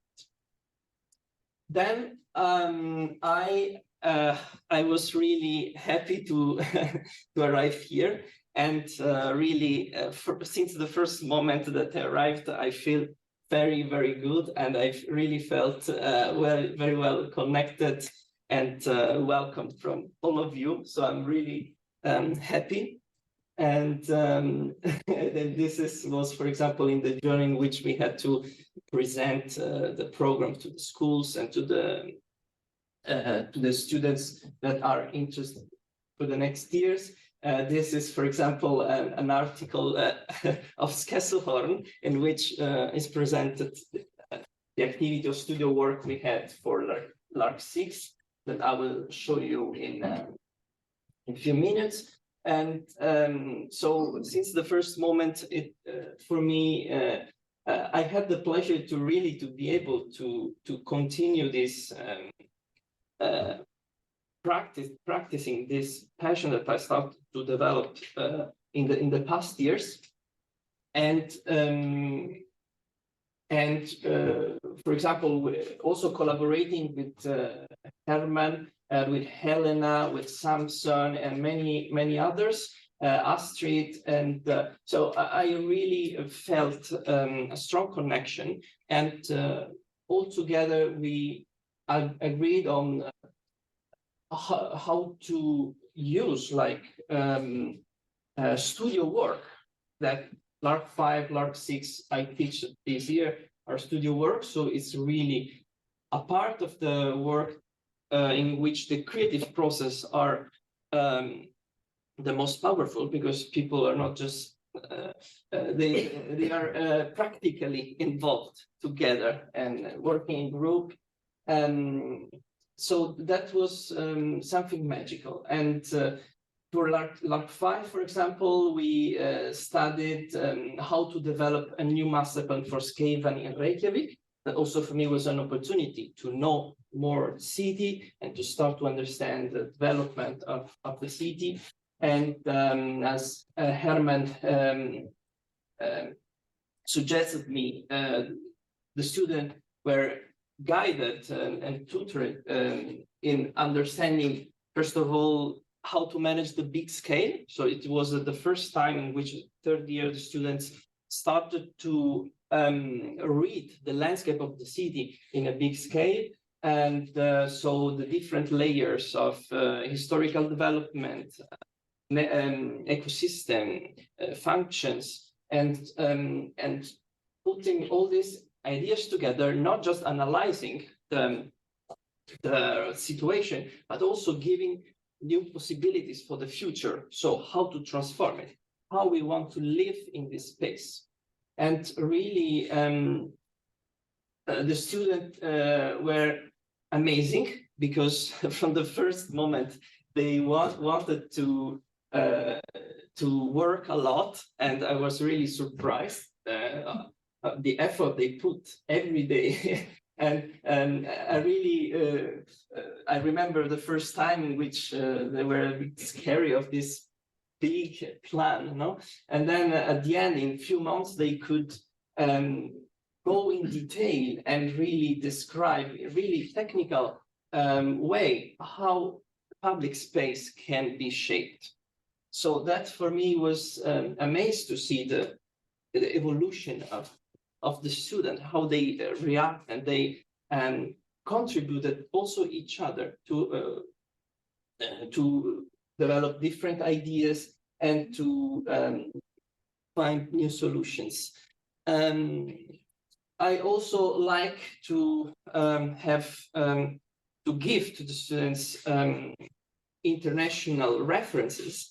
So for example, for LARC 5, I invited a professor that I had the pleasure to meet in Lisbon during my studies, that is Luis Paulo Ribeiro. It was an open guest lecture for all the faculties in which many people participated, and I was so happy. And he explained us many of the work he's doing right now, so the student could really go into what the process of designing is. And so he taught us about aesthetical ideas, functional ideas, and so yeah, it was really interesting. Then the third semester, I continue actually with the same students that after LARC 5, they continued jump into LARC 6, and this was even a larger scale because we had to face the scale of infrastructures. So, and how infrastructure deals with landscape and how to design infrastructure according to landscape necessities, challenges, threats, and values. So we agreed since the beginning to focus on a pedestrian bridge for Borgavogur in Borgarnes, so in the west part of Borgarnes, and that was really interesting because it was really challenging, but there were 3 groups, and all the groups developed 3 completely different ideas. So I was when we went to the municipality here in Borgarnes to explain the project, actually the people from the municipality, they were astonished at how many ideas the students come out with. And here, for example, also they created very interesting and well done materials, and that now the municipality of Borgarnes want to receive, also to publish also in their website right now. And this is actually from students of the second year. And the students of second year that reached in a few months really a very, for me, a very good standard, even not forcing them at all. They were working by themselves. And even Herman said me, oh, we are doing like a master. We have to be more calm. But actually, it was a funny moment altogether. So here they, for example, they were thinking about how, which kind of new connection we can have in this part of Borgarnes, comparing before and after situation of or 2 different cases, 2 different solutions to analyze which is the best. I'm almost done. Also here we have a guest lecture from Romania, Ana Horat, is a designer, and here she shows us the design process for the large scale. The next step, I'm happy to be part of nature-based solution working group that is going to redact a guideline that is contextualized in the Nordic countries. And also we will present a poster with ideas for Skaven from the students in Bruxelles ECLAS conference next September, also with the collaboration of Professor Astrid Large. I really thank for her collaboration.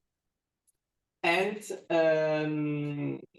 yes, and also other activities like, for example, chapter book for university gardens in collaboration with the Nana, that she always is very happy to help me.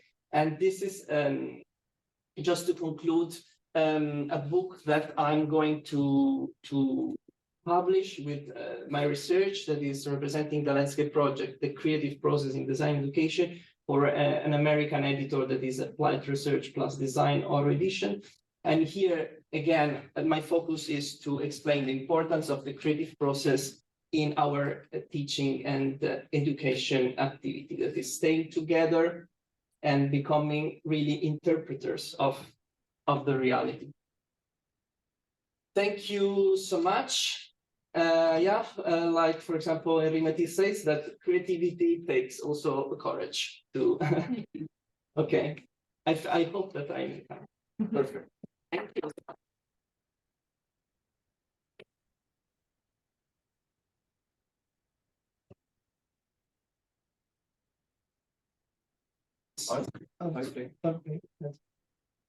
Okay. So thank you very much, Daniele. We're still good in time. Would we open for one question, if there are any? If not, then I would say we continue. Thank you very much for this interesting insight. Next on stage, Jon Hjalti Eriksson, talk about the statistical models for selective breeding. Jon Hjalti, can I try to get this from the Faculty of Agricultural Science? Thank you very much. Yes, thank you, Christian. Oh, hello, everyone. I'm going to talk maybe about two projects that I've been part of. Both involve some kind of statistical modeling for this kind of big project that sheep farmers in Iceland are facing now, which is using selective breeding to try to get rid of this disease that's called scrapie in sheep.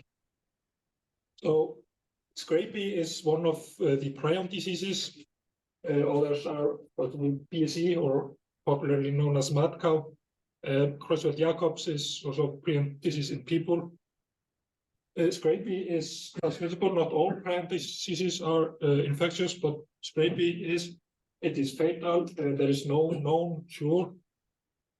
And the pathogen is very weird. It's not a virus, it's not a bacteria, it's a protein. And this protein is produced in the brains of mammals, but then it can change form and become pathogenic and cause disease and spread to other animals. This disease has been in Iceland since 1878, but mainly in the last 50 years or so, it's started spreading. And 40 years ago, it's last 40 years or it's been kind of tried to battle it by culling the flocks where they have infected sheep, and even culling sheep in whole areas. It's been effective in some places. For example, in the east, they have not had cases for quite a long time, but it cost a lot of culling of sheep, a lot of blood, sweat, and tears and money to do that, and it's not been successfully eradicated in Húnavatnssýslu and Skagafjörður especially, and Svarfaðardalur in the north of Iceland. But it's been known now for more than 20 years that the genotype of one gene, this prion gene that actually codes for this prion protein, affects the susceptibility of sheep to the disease. In particularly genotypes involving one allele that's here called R171. It's usually called ARR, or in other cases. Until 2 years ago, we thought that we did not have this resistant genotype in Iceland, and therefore this option wasn't really considered for the population. But 2 years ago, this ram, known as Skimsted, was genotyped for this gene, and they found that he was a carrier for this allele. And since then, they found a few others that actually have this very protective allele, and therefore can be used to get more sheep that have these resistant genotypes. In total, there are 7 alleles known in the Icelandic population in this gene. That means we can have up to 28 genotypes, because each genotype consists of 2 alleles. They are known, they have different level of resistance. The most common one is the wild type is susceptible, and even more so this one that's actually causes risk for scrapie. Then there are others here that are coated with this light green that either have some resistance or may be fully resistant, but we just lack the data to really know because they are rare worldwide. So the research is not really there, so we can conclude anything, but it looks like they may be good. But what the plan is to do, and kind of the project ahead of us, is to get this, especially this one, this R171, as we know that is not susceptible to scrapie, to kind of change the population. So this allele, so the majority of animals have this allele. It's been shown that maybe 70–80% of animals, if 70–80% of animals have these resistant genotypes, the disease should fade out. But this is a big task because they are so rare now. These alleles, we know the basics of how to kind of change the genotypes of the population. We just need to breed those animals that have the good alleles. But in this case, because the starting point is with very few carriers, it may be expensive, it may take a lot of time, it may harm what we are trying to do to improve other traits for health and production in the population. And two rather big worries here are how it will affect the inbreeding in the population, and if we will lose some genetic diversity within the population. So the first project that I'm going to talk about, I worked mainly with Þórdís Þórarinsdóttir from RMED, and this was about comparing strategies to do this. Here we kind of simplified the task by just thinking about this fully resistant R171 allele and genotypes with that one. But here we are thinking about these worries that we have in the beginning, that it would be very expensive to do this, it will take a lot of time, we will get less improvement for other traits that we are trying to improve in the population, and have too much inbreeding and lose genetic diversity. To try to kind of compare strategies and try to find the best strategy to do this, we made a simulation of the population where we had 130,000 breeding ewes, a little bit smaller than the real population, but large enough to show these things. And we kind of bred this population for 15 years in the computer, just as we do now.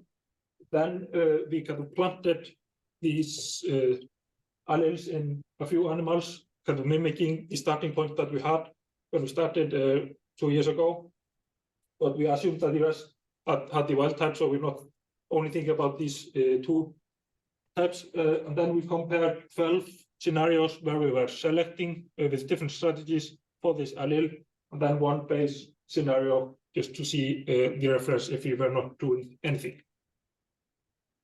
These pictures show how the proportion of genotypes evolve through the years using these different strategies. And the whole line here is how the homozygous, so with two wild-type alleles, those that you don't find, how that goes down over time. The upper panel has strategies where everyone is selecting very intensively for this allele. I can see that the wild-type goes down to 80% maybe in 7 years. And we think that in year 7 to 8, and we think at that point, the risk of the disease becomes very small. In the other scenarios here, all have just intensive selection within the high-risk areas, but other areas are going slower. And there we have maybe 16, 17 years until we reach this point. The other lines show the heterozygous and homozygous for the good alleles. Yes, and they are of course going up in 20 years. If everyone is doing this very intensively, everything will be homozygous for this good allele. These pictures show the effect of genetic trend for other traits. So these are different production traits that are selected for within the population that we like to improve. The pink line is the reference scenario where we are not thinking about these scrapey things, just doing business as usual. Then we have continuous improvement for these traits. But all the scenarios where we're selecting for this allele make us get less improvement in these traits. but we don't really see a clear difference between which strategy we will use. We will always be lower, but it doesn't matter that much which strategy it is. However, if you think about the inbreeding within the population, so we want to have low inbreeding, and the pink line is what will happen if we just do business as usual. Here on the left are strategies where everyone is doing very intensive selection for this resistant genotypes. And we can see there's a lot more rise in inbreeding there than on the right, where only the high-risk areas are doing the intensive selection. Here we can also see some difference between the other things that were different between the scenarios. And below in both panels, the lowest inbreeding is in scenarios where we said that we're trying to be smart in how we are using rams. Instead of using rams up to 3-4 years, as people normally do, we say we just use those rams that have the good alleles for 1 year, and then we get new ones, trying to spread out the use and getting shorter generation intervals when we are starting this selection. Here on the left, we have the inbreeding looked at in a bit different way. It's the average increase in inbreeding per generation. In the bottom, we have the reference scenario where we have the lowest inbreeding. All the others have more inbreeding. Here we have a kind of reference that we don't want this number higher than 1%. And we can see in the worst cases, we are up to this limit that we definitely don't want to go over. On the right, we have different parameters that is also or is used to measure the risk of losing genetic diversity. And this is this affected population size, and we don't want to get this number below 50, and even some say it should not be below 100. It goes down if we do this selection against scrapie, but it really matters which strategy we'll use in the other parameters. And the green here are clearly the best in everything, and those scenarios are where we use this strategy to change the rams every year to try to use as many breeding rams as possible to kind of counteract these negative effects of selecting or starting the selection from so few carriers in the beginning. So the conclusion from this project is that we can definitely do this in less than 20 years, even less than 10 years to get rid of the disease. It will impact the improvement in other traits, and it will increase the inbreeding. But if we are a little bit smart in how we do it, those effects should not be too bad. So we are kind of, at least I am less worried that we will have very bad effect on the population after doing this study. The other project I'm gonna go briefly over is about a related thing in this. The thing is, to select for the genotypes, we need to check the genotype, then we have to take a sample from the sheep and send it to diagnose it, and that costs money and that costs work. And we can't do it for all the sheep that we would be interested to know the genotype of.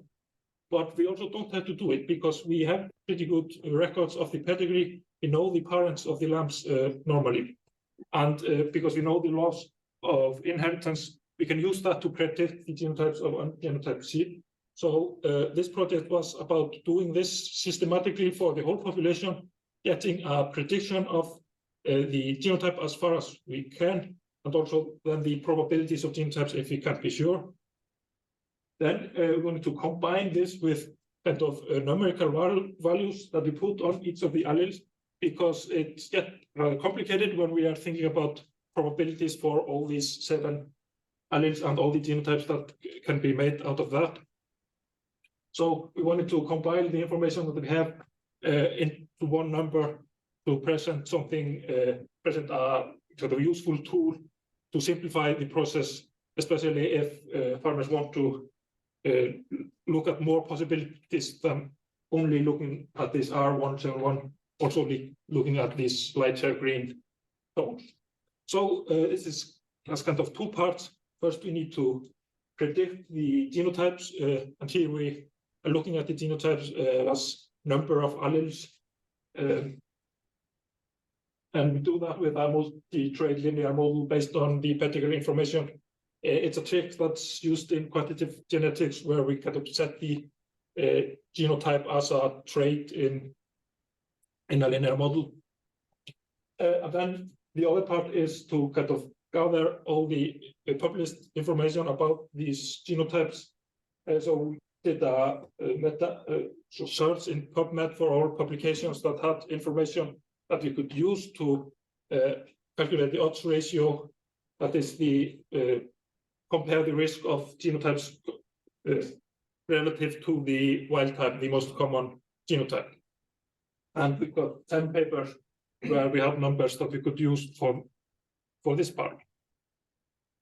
Here are the results from the meta-analysis. So we have genotype consists of two alleles. So we have in the top the alleles and on the left, and then we have the value for each genotype in the table. Here, high number is bad because high number means more risk of scrapie, and as expected, we get the highest risk with these known risk alleles and the lowest with this R171. But what we wanted to get from this was to have numbers so we can really use them in calculations. We did not get a number for everything. Those in white, we did not really get estimates to use there, but we could use extrapolation and some assumptions to put some numbers there. When we wanted to know a little bit how accurate our predictions are, we tried that using simulated data where we kind of so in the simulated data we can use we can know the genotype of all animals. Then we use the model to predict the genotypes for some of the animals where we have kind of as we pretended that we did not know it. And we at 7 different scenarios, the differences were in how large proportion is genotype, and also we tried to see the effect if a little bit was wrong in our data. In general, we have the correlation between our prediction and the true values that we can know because it's simulated data. It's a little bit about 0.4. It's not very high, but it's definitely better than nothing. And the errors were not really that, or having some errors in the data was not having that big effect. We also tried something, tried to use the real data to estimate how good it is. It's somewhat limited because we just have genotypic information for a small part of the population and somewhat selected part. But here we have the accuracy even higher than from the simulated results. So I think this is a useful tool, at least for some type of selection, selecting replacement yields and also prioritizing which seed we want to genotype, because those with higher level from our predictions, it's more chance that we find something interesting there. But we still should genotype those that are used for some more important selection steps, especially when we are selecting breeding rams. We plan to use a lot.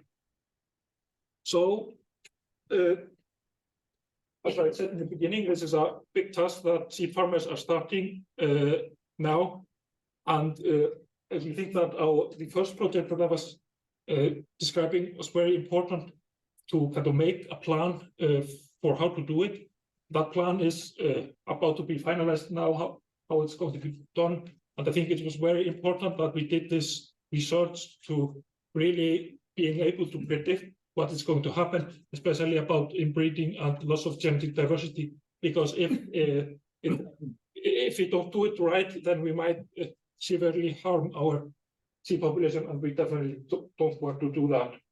But still, I think it's important that we will monitor the progress while this is going on and try to see if we are really sure that we are not getting into getting any problems there. The Scrapy EPV tool will be taken in use next fall, or that's the plan. So there we are also making something that is going to impart and hopefully be helpful for this task. And of course, these plans may change, especially if we get more clear answers about what other genotypes are doing and how they are connected to resistance to scraping. Thank you.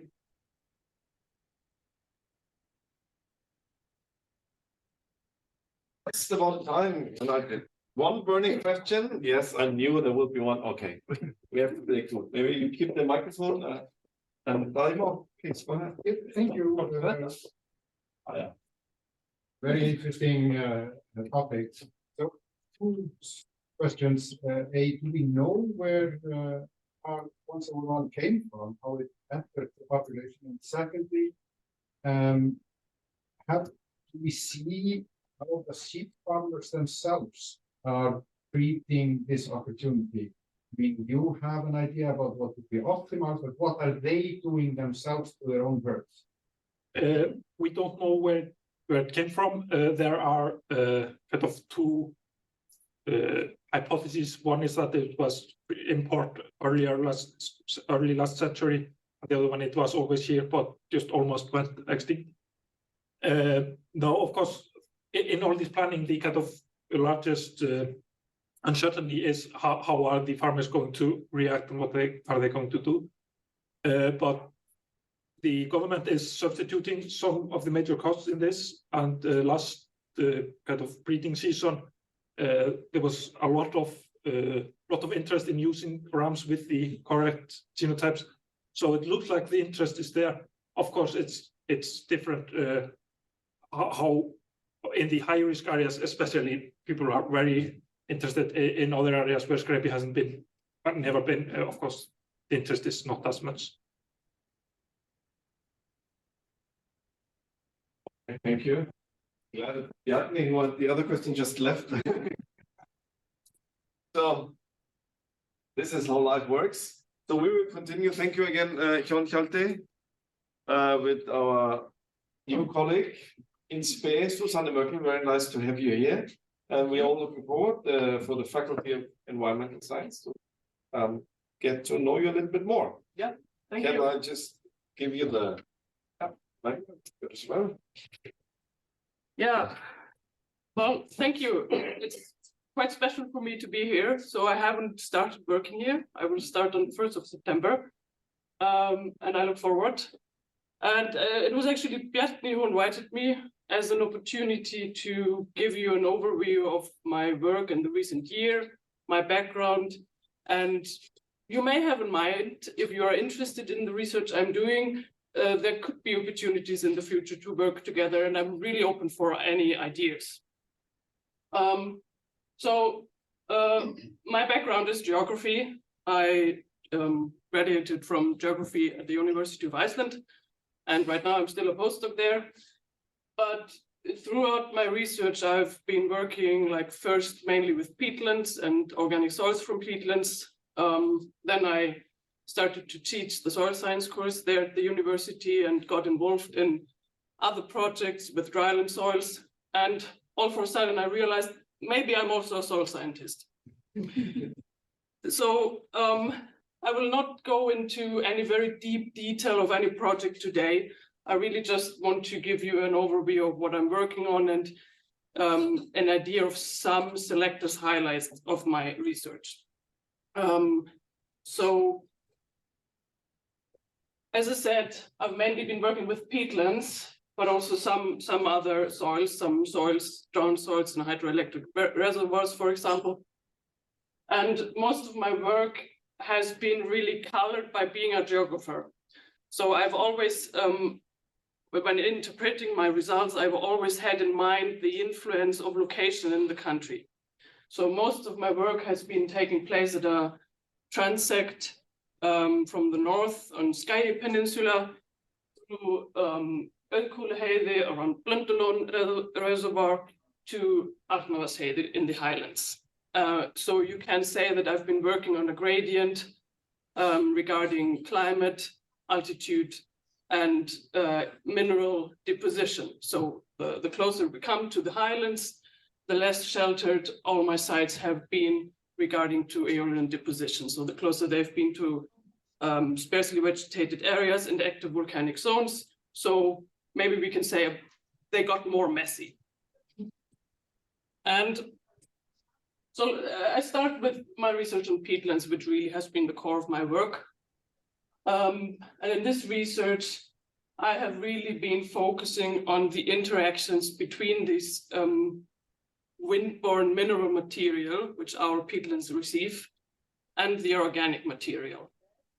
So generally, people from abroad, from other Nordic countries like Norway, Sweden, and so on, they will probably be very surprised to find great contents of mineral material in our peatlands, and sometimes even pathogenic minerals, which you would rather expect to find in dryland soils. They would rather expect to see peat, which is really high in organic material, like 90% and more. And here, we rarely find that. We find very high organic peatlands. For example, here in the very north of Skye, I have 2 sites where most often I have organic content of 80% or more. But the closer I get to the highlands and the active volcanic zones, the more mineral material is incorporated in the material, and peat material or peaty material with organic content around maybe 50–60% is more common. And then as we go into the highlands, like on Afnarsheiði, we are actually not working with true peat anymore. We are actually working with wetlands which have hydric volcanic soils, histic andsols, troglodytic andsols. So I've really been looking at what is the influence of this mineral material on the carbon, so on the chemical composition of the carbon, on the decomposition, or if you want, degradation of the organic material. And then also what is the influence of very distinct thick tephra deposits on these variables. And last but not least, also on the real carbon accumulation. So in most of my work, I've been working with soil cores from different sites, which span around 5,000 years back in time. So the precondition was that every peat core must contain certain key tephra layers. Some are shown here. So here you can see tephra layer from Hekla 3 and Hekla 4. So from eruptions from the volcano Hekla around 3,000 and a bit more than 4,000 years ago. These are, of course, terrible graphs for a short presentation. If you are not familiar to this method, it's very difficult to understand what you see here. But I will guide you through. So these graphs show you the carbon structure or the very rough chemical composition of the carbon that are found in the peatlands. And I really only want you to concentrate on these numbers here on the right, the so-called AOA ratio, which is a ratio between these 2 peaks here. So we have a smaller peak on the very right, which actually grows as you go deeper into the peat column. And then you have another peak here in the middle, which is rather large in young peat layers and the surface soils, and then decreases usually as we come deeper in the soil column. So here we have a natural undrained peatland, fairly pristine, you could say. And well, very generally speaking, in most peatlands around the world, natural peatlands, this is a very common scenario that this peak on the right hand here increases with depth as decomposition proceeds, and this peak here relatively decreases as decomposition proceeds. So this larger peak here is very indicative of fresh material. So when we have fresh, easily digestible carbon compounds, label material, this share will be great. But as decomposition increases, the label carbon compounds are decomposed, and the share of recalcitrant material, which will probably persist longer term in the peat, increases. So we can say, to summarize, if you just look at this number, which is the ratio between the peaks, as this number grows, the decomposition, or if you will, the degradation of the peat increases. What I found very interesting throughout actually all my sites, you only see two examples here now of drained and undrained peatland. But at all my sites, I saw the very typical expected depth development of increasing decomposition with depth up to a certain point, which was the Hecla 4 tephra layer.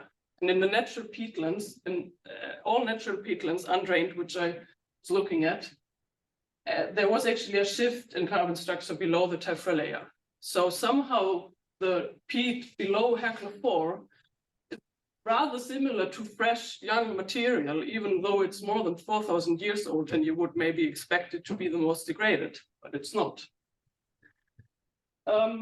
In the drained peatlands, I still have to really think about them a little bit more. I have these results just gotten very recently, but in the drained peatlands, the picture is not that clear. When you just look at these two layers here, above Hecla 4 and below, there isn't really a great difference. So somehow maybe the drainage blurs the picture. But what is really interesting in the drained sites is that the influence of drainage up to a certain depth is very visible. So you can see here up to about 60 centimeters depth, we have really degraded peat with a high peak here on the right of recalcitrant material. And then somehow, after that, the degradation again decreases, which is very typical, of course, because most often drainage only mostly influences to a certain depth. So what I also found very interesting in all my research is that the sites which are more influenced by mineral material, so which develop some andesic / volcanic soil properties, they seem to be less degraded when they are in the natural stage. So the question here is, do we maybe have processes where minerals in the peatlands stabilize the carbon and prevent it from decomposition? This is really my guesswork. And regarding the tephra layers here, the shift in carbon, maybe there was a shift in vegetation imposed by the Hecla 4 at the time, which changed the carbon structure. But maybe the tephra also serves as kind of an impermeable layer, which really prevents decomposition in the layers below. So that was only about the actual structure of the carbon in the peat. But of course, nowadays we are often very interested in the actual carbon accumulation. And I'm really interested in investigating what the influence of major volcanic eruptions is on carbon accumulation. So, of course, Iceland is not the only country around the world that has peatlands with tephra layers. So there's research widely around the world which shows that tephra layers influence carbon accumulation. You can go to New Zealand, Indonesia, Patagonia, and really draw great information from these countries. Tephra brings nutrients to the peatlands, so it will influence the vegetation. It could change the vegetation communities. It could just increase or decrease the biomass produced, and by that carbon accumulation. And then for the longer term, the tephra layers, when they get compacted, they can influence the hydrology of the peatlands, and hydrology, of course, is a really great driver of carbon accumulation. So in this work here, I again worked on the transect from the coast to the highlands. So going from peatlands with very low mineral contents in the north of Skye, and then southwards to the highlands, mineral content in the peatlands / wetlands increases. So here in the highlands, for example, on Arnarseidi, you have a peatland which has really high mineral contents and low organic contents. So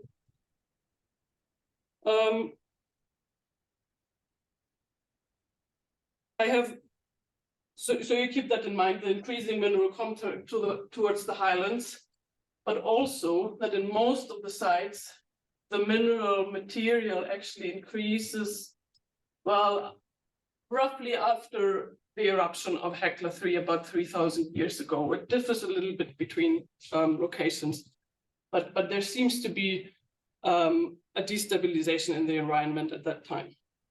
So when we look at carbon stocks, or actually organic matter stocks here, I don't have data for carbon yet for all the sites, so I decided to just present the bulk organic matter stocks.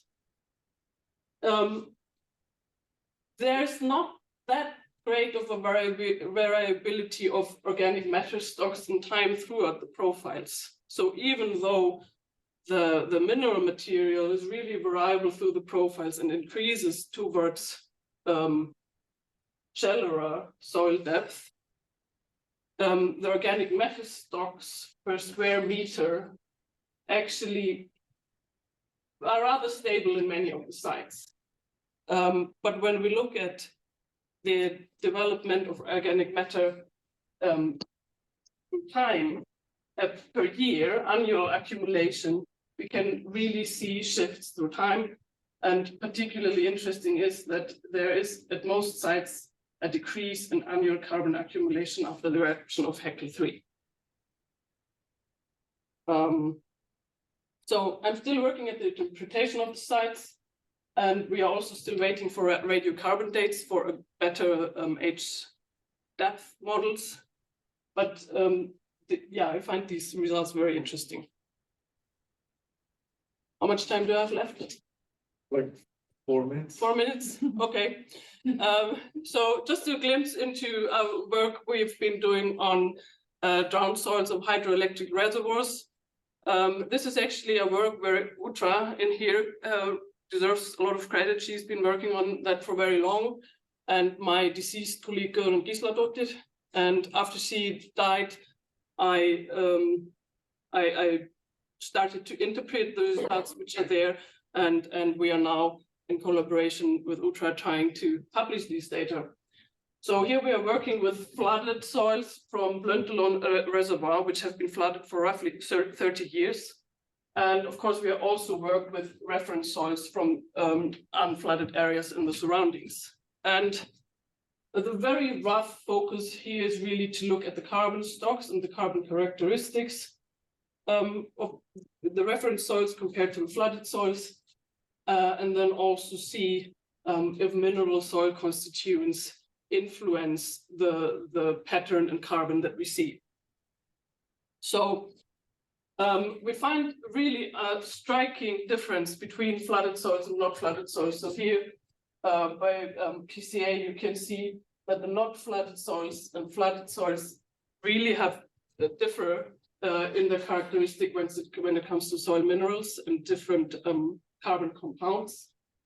And what I found very interesting is that actually the relative carbon content, the carbon density, carbon stocks is like uniformly greater in the flooded soils than the non-flooded soils. Whereas the ratio of alphan to carbon, so penogenic minerals, alphan and ferrihydrite to carbon, is actually decreased in the flooded soils.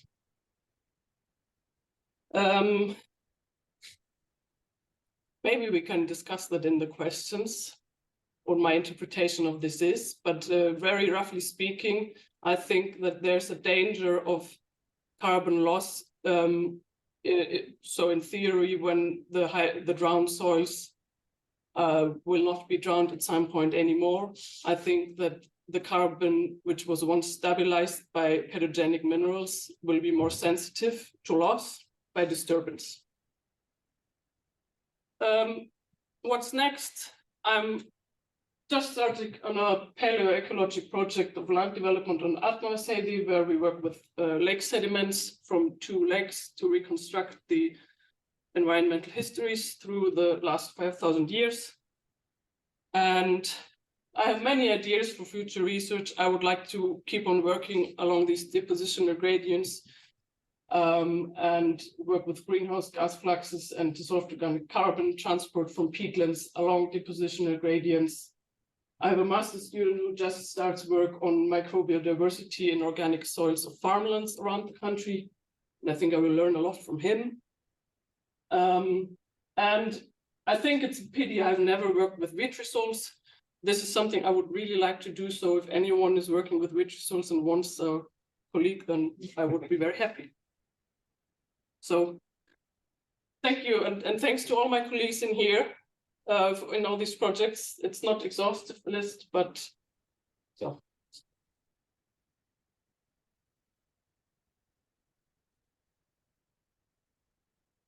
We take a question if there is any. Otherwise, I'm very happy that we just make it to the point at 11 o'clock. So I think Susanne, you will have many friends as a good soil scientist. You're always popular here. I look forward. Thank you. And Rake, you will wrap up the session now.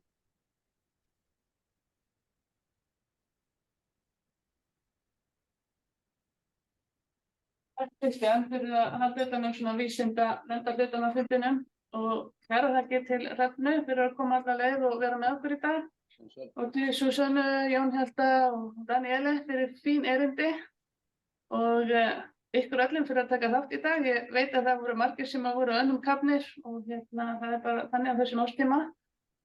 En bara kæra þakkir fyrir fundin og bara ég er bara svo fyllist svo miklu stolti að sjá hvað við erum frábært fólk hérna og hvað við erum að fá frábært fólk til okkar líka og bara kæra þakkir og eitt kannski bara til þeirra sem verða á háskólafundinum á eftir. Það kom tillaga að taka matarhlé í upphafi fundarins klukkan 11:30 og Margrét er búin að tala við þau hérna niðri í eldhúsi og það er allt klárt fyrir okkur klukkan 11:30. Og það var svona bara tekið undir þá hugmynd, þannig að við byrjum þá bara fundin hérna aftur 12:10. Praktísk information til ykkar sem að verða eftir. Það er kæra þakkir.